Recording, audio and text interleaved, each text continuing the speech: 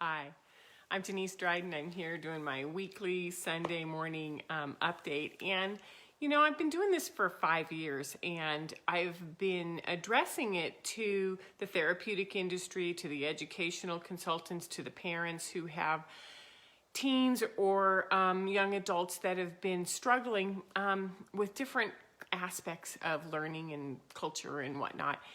And I've been playing it safe because I don't want to go too far into that really bizarre concept of what if there's more going on, because that's been my referral source or my perceived referral source. And so, there's this little rattle in my head over the Thanksgiving weekend that I don't want to play it safe anymore. I want to start really talking about what I'm seeing going on, because I think my perspective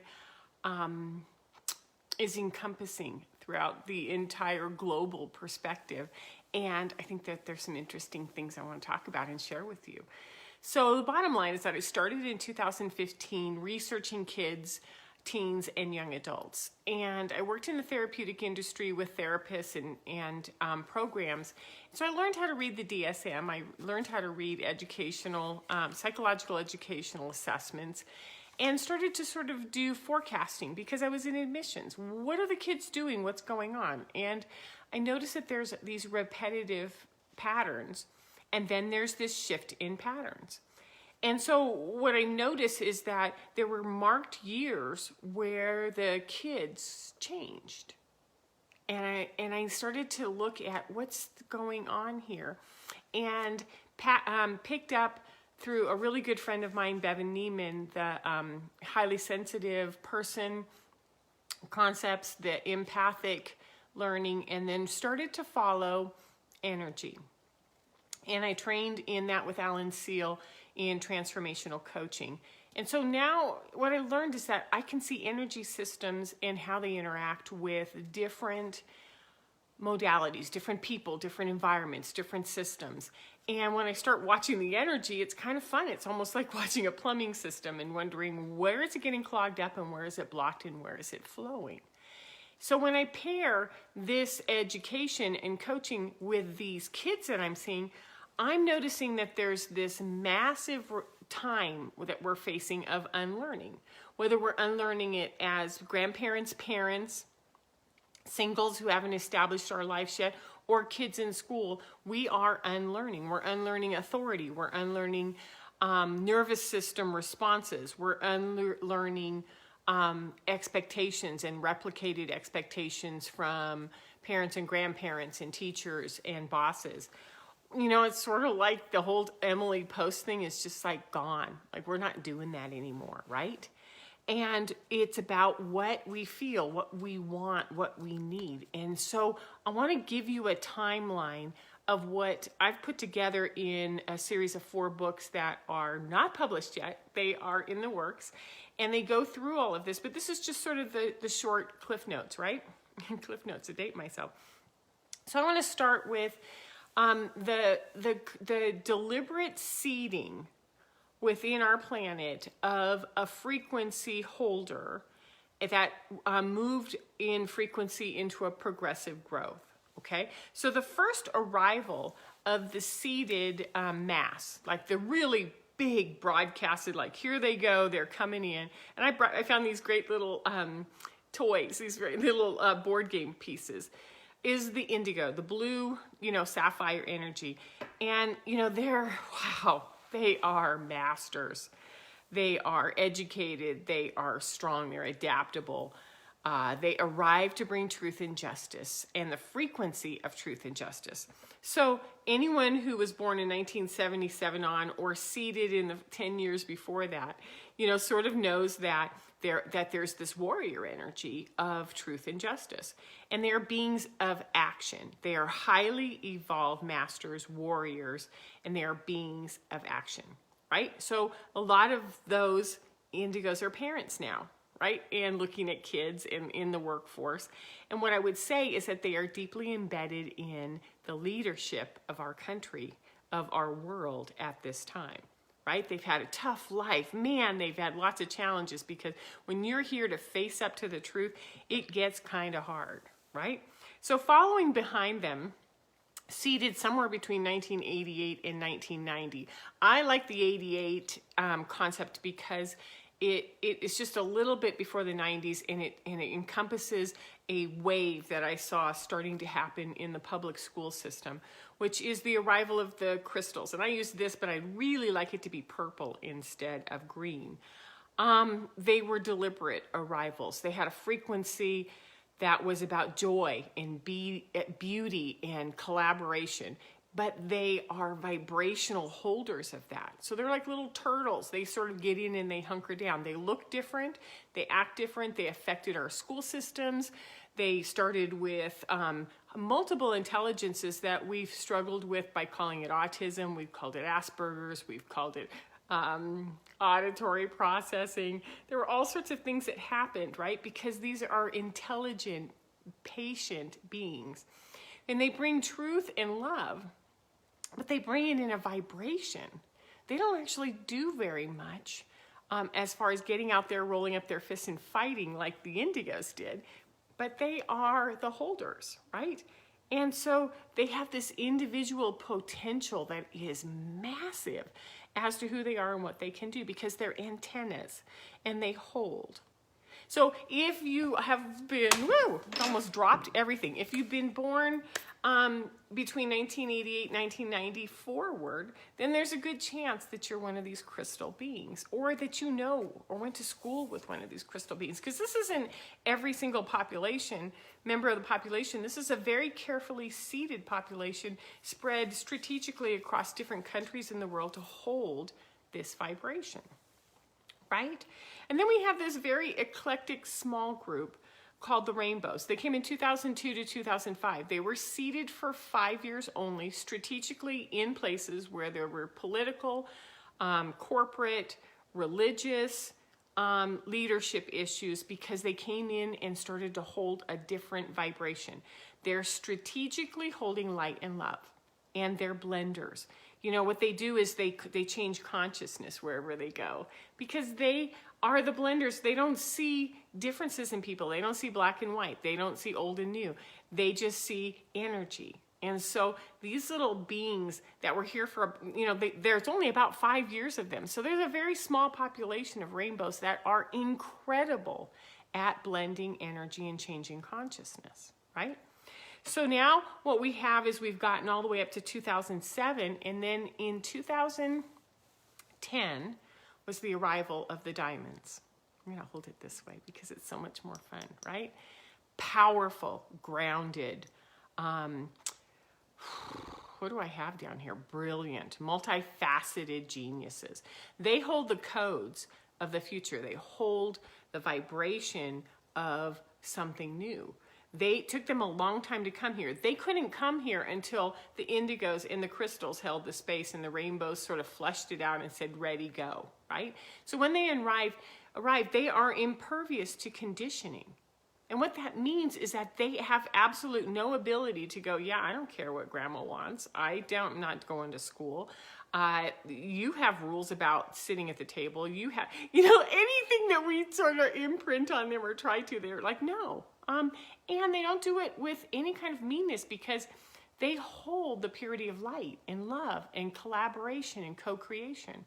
So these are the new levels of skill sets that we're moving towards. And so what does this mean for us, for you watching, for me, for all of us as we're looking at this, is that from 1977 to the present, we have had these, boom, boom, boom, 4 major upgrades in energy frequencies that bring a very specific task into our institutions, into our family systems, into our genetic lines, into our DNA awakening. So what happens is that we're upgrading and we're shifting. So whether you're one of these souls, these seeded souls, or not, your energy systems are going to upgrade as well, because we are all human beings and entrainers. And by entrainers, what that means is that whatever we hold in a group, the rest of the people in that group start to duplicate. So these carefully seeded energies, these wonderful souls that signed up to do this, have been changing our world one birth at a time, one classroom at a time, one family system at a time.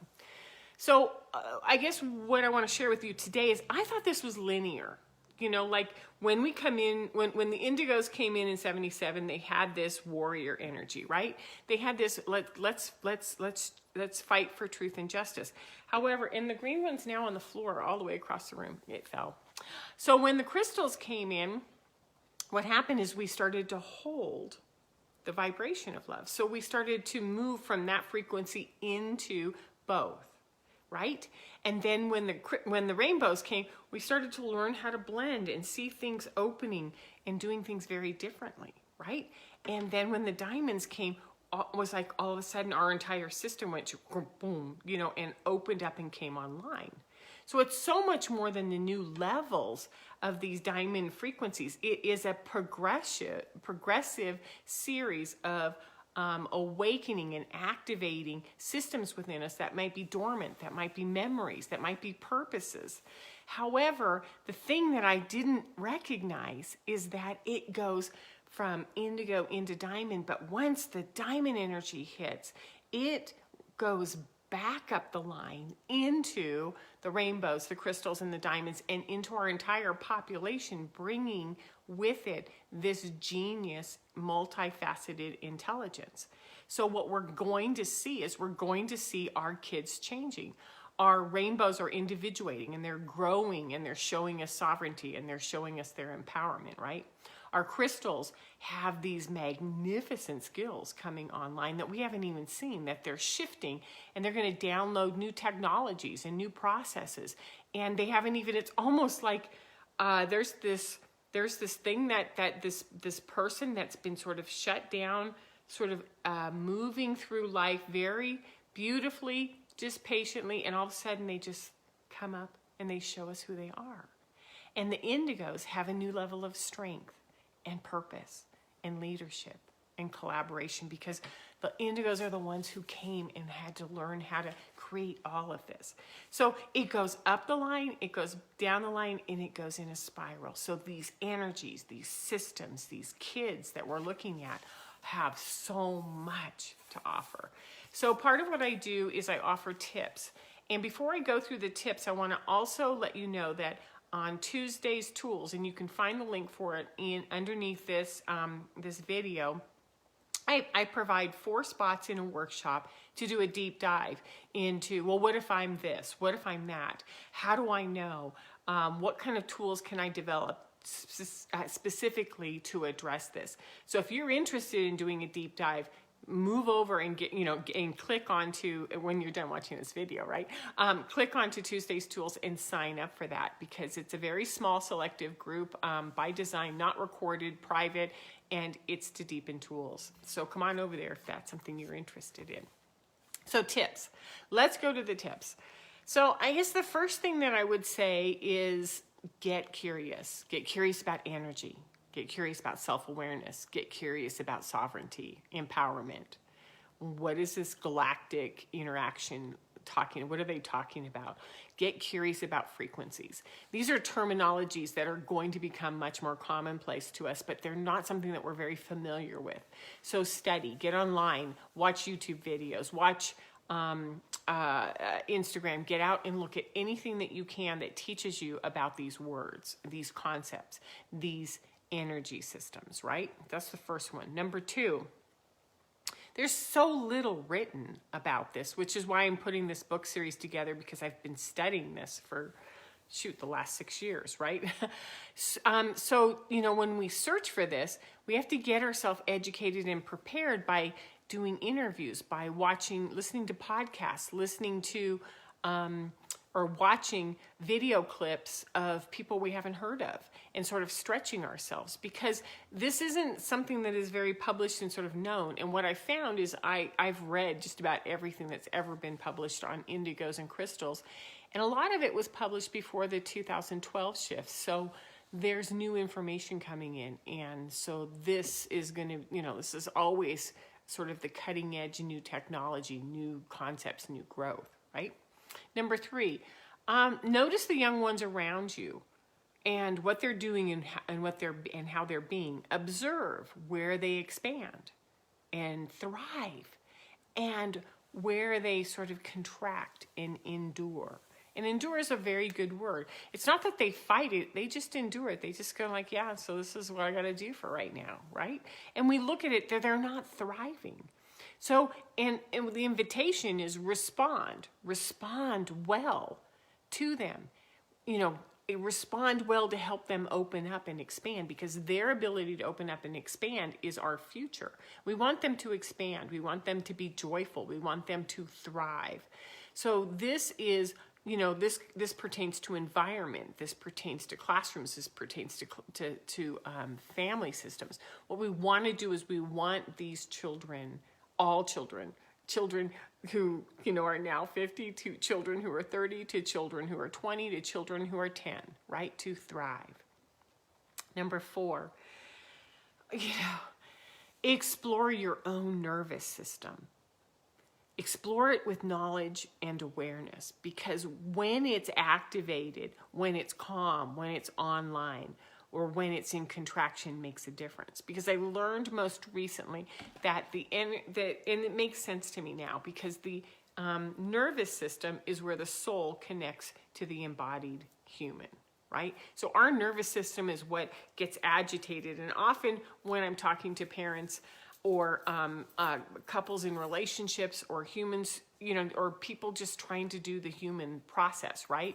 What we notice is that it's almost like whether we want to use a docking system or two airplanes fueling, is that, you've got to be able to align these things, and then you've got to be able to target and connect. And so what we want to do is we want to look at our nervous system and find out where's that helping with that connection, and where is it pulling it apart, and what can you do with your own self-awareness of your nervous system to know when you're in alignment with your system and when you're not, and then when you're seeing others around you in alignment, and what you can do with compassion because they don't know how to connect.